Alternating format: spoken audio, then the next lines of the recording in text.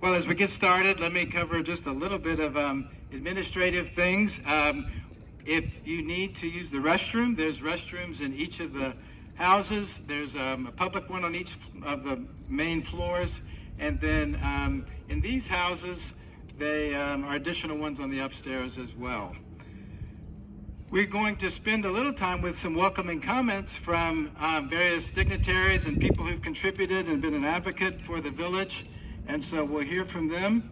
And then after we will have a chance for brief words from each of them, we will break for a ribbon cutting, and which will have the Chamber of Commerce bring up the red ribbon here at the columns in the front of the house, and we'll cut the ribbon, and then we'll have tours open for everybody to walk through each of the three houses.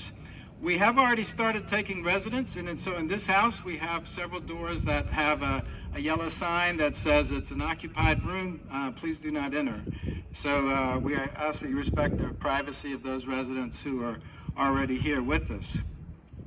I'd like to start by, many of you are here, I see faces that I don't know yet, and so let me introduce myself. My name is Jonathan Hartien.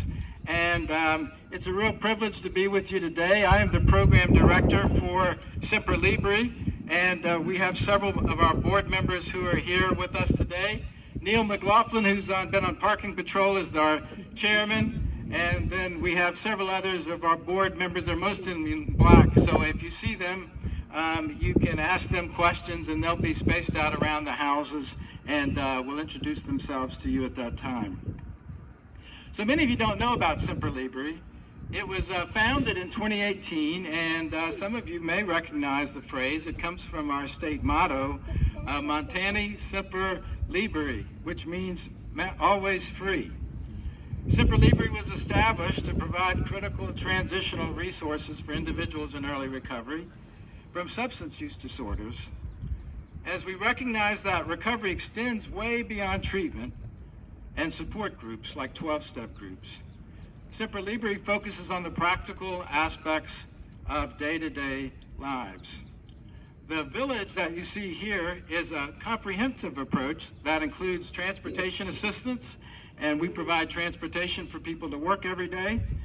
And we focus on our recovery supportive employment program, which is nicknamed RISE, and then also seek to provide affordable housing.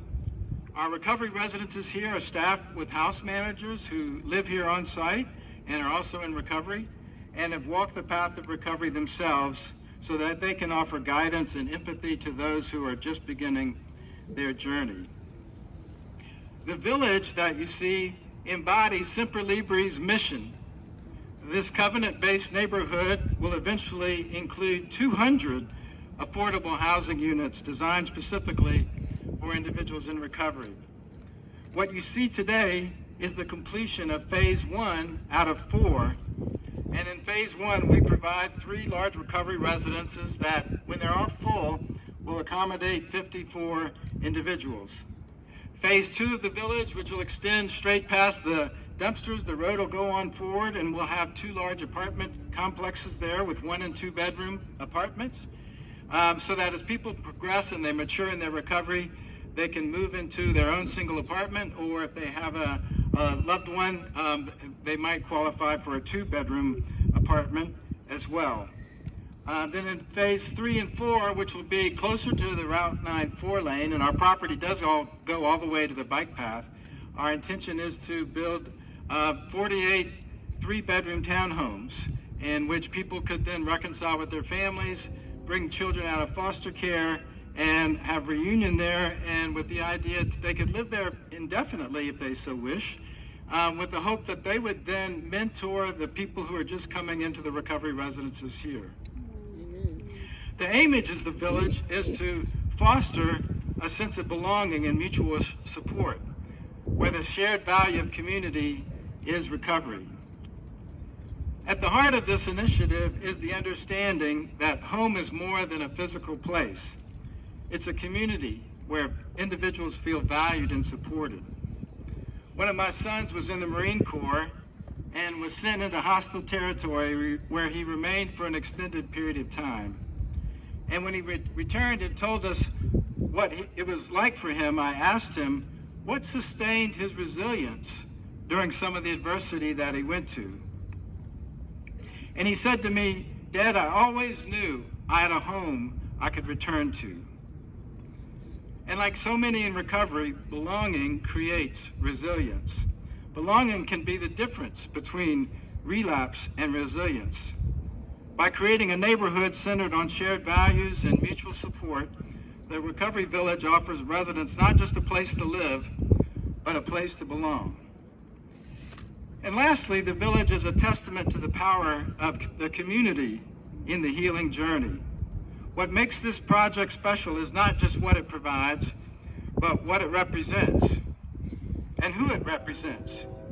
National leaders like our own Senator Shelley Moore Capito, state leaders from our Department of Health Services, the West Virginia First Foundation, Appalachian Regional Commission, and even locally the Woods Golf Association, which is, I've got several members here today representing.